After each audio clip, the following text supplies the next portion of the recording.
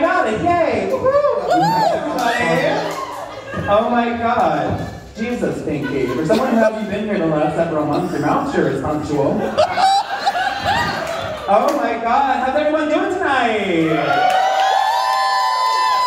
Bless. Thank you all for coming to my birthday roast. I'm so excited to finally be 14. No, I'm a lot older than that. I'm not going to give you my actual age, but I will say I'm almost as old as some of Phaedra's jokes.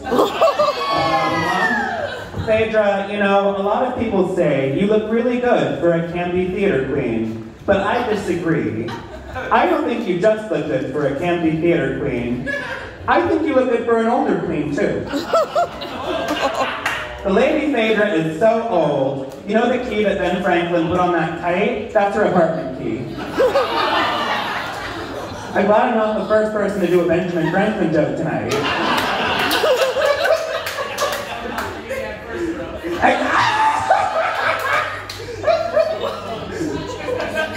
I'm so happy we got to do a roast this month. When we decided to do a roast, Aura was probably the most excited until we had to tell her we weren't saying spit roast. It's great to have Aura back though. She is one of my absolute favorites. As you all know, she had to quarantine because she tested positive for being a dumb fucking bitch.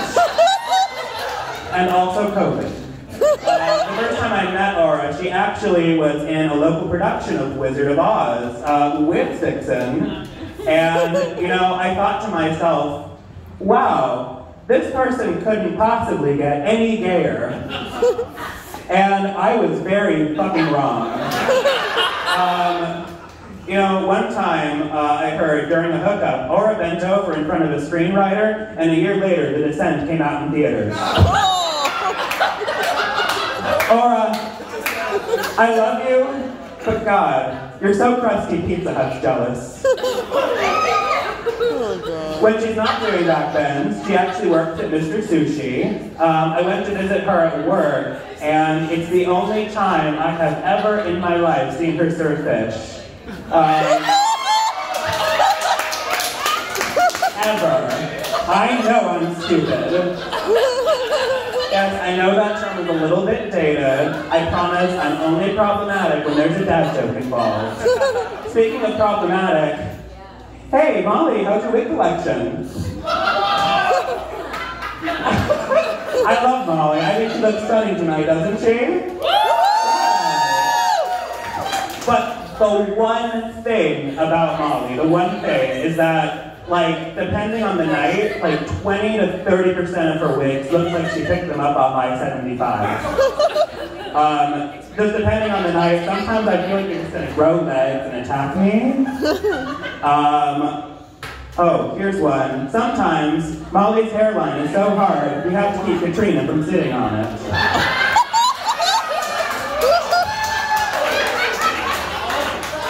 If Katrina is a Barbie doll, and Stixon is a Monster High doll, then Molly Norman is a Cabbage Patch Kid who came to life and broke into Mom's makeup caboodle. Speaking of Katrina Real Fish, hi! Oh my god, how you doing?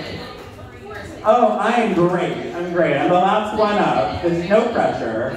I love Katrina. This comes as no surprise, but I spent a lot of time with her backstage, and she is very funny. But then again, looks aren't everything.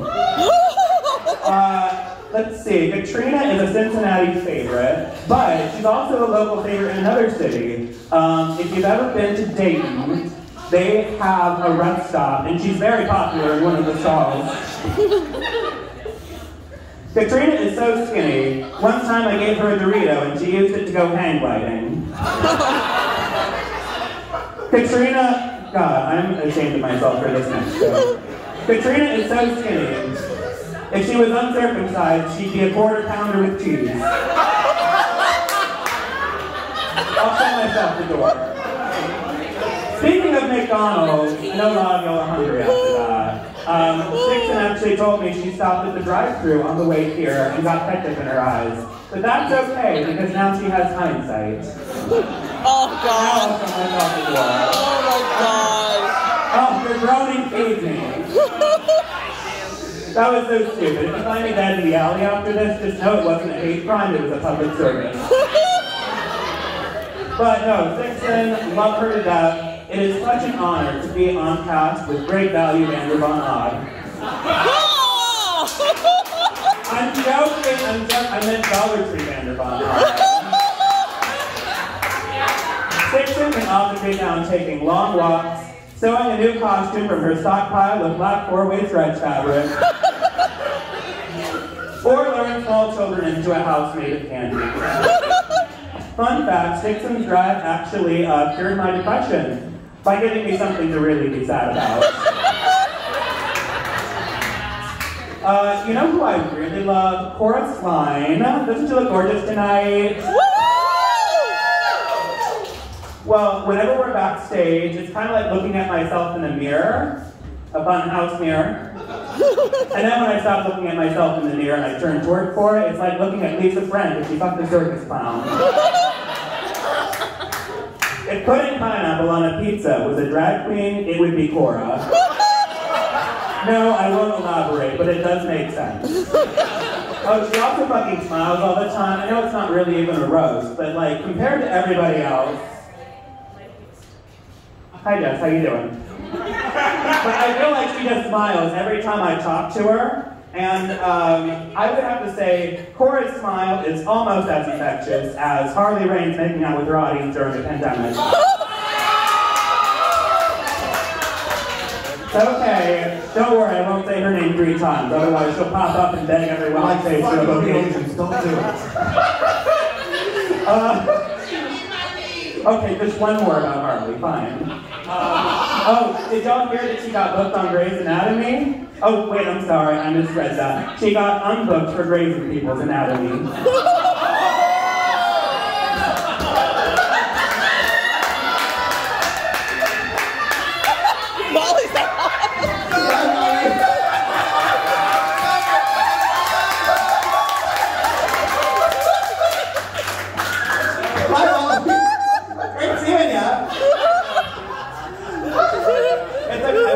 Herself. Oh no shit, I said it 3 times. No, I would tell her myself, but she blocked me on all social media, and also Molly. Alright. Just be like grateful that I was the worm. Oh, she's back. Never mind. I'm grateful for the night is word. I'm grateful for the word either. I'm in heels, I would fall over. That's one thing, let me have it. I'm just going to go back and reference something that someone else said earlier. I have a congratulations to make about a surgery. Jessica, I see your charisma bypass went well. Jessica Marie Jones may look like a bitch, and she may not be the prettiest queen. Oh? Wait, what? Jessica's hip pads are so massive. Every time she's about to leave a room, the doorway goes, oh dear God, no. A few months ago, I actually had this super weird dream. I was listening to EDM music while I was shopping at a store for ugly curtains. And then I realized it wasn't a dream, it was me watching a Pinky Pagan performance. I've actually co-hosted with Pinky before, quite a few times, and she has this ability to keep talking about anything for literal hours. Which is kind of handy if you need to like skull, but otherwise, like, no. She truly has the gift of gab, and it's a gift that I wish I could return for store credit. Pinky Pagan is such a stoner, she stopped at a stop sign and waited for it to turn green. Pinky Pagan is such a stoner, she sat on the TV to watch the couch. With Pinky Pagan, every roast is a pot roast. Pinky Pagan is such a stoner, she tried to put M&Ms in alphabetical order.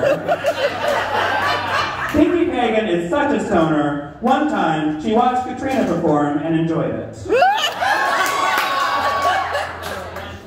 One time. It was once.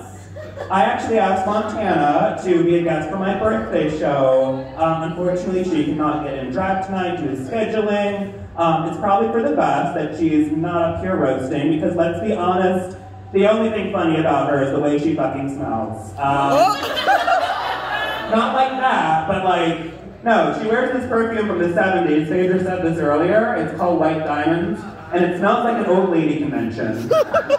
If you're anywhere between like 5 and 30 feet from the stage, you'll know what I'm talking about. More specifically, it kind of smells like she rubbed herself against Elizabeth Taylor's corpse for 15 minutes before walking on stage and pretending to be Judy Garland. If Judy Garland had raccoon eyes.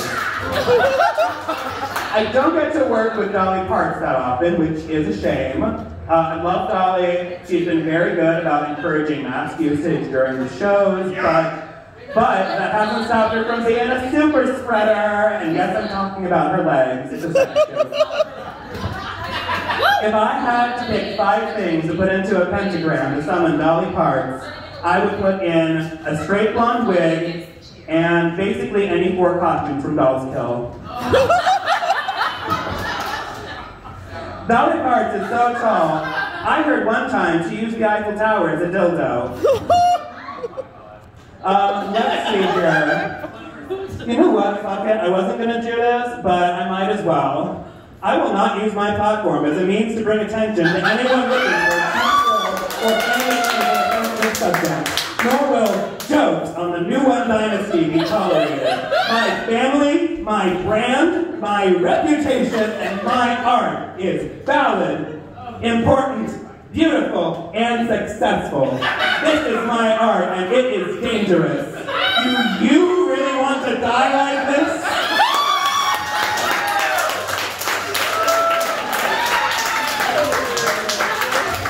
In conclusion, thanks for coming to my TED Talk. I'm so blessed and stressed and clinically depressed to be on a path with all of you. I love all of you so much. And you all have touched me almost as much as Demi Sexton has touched her audience.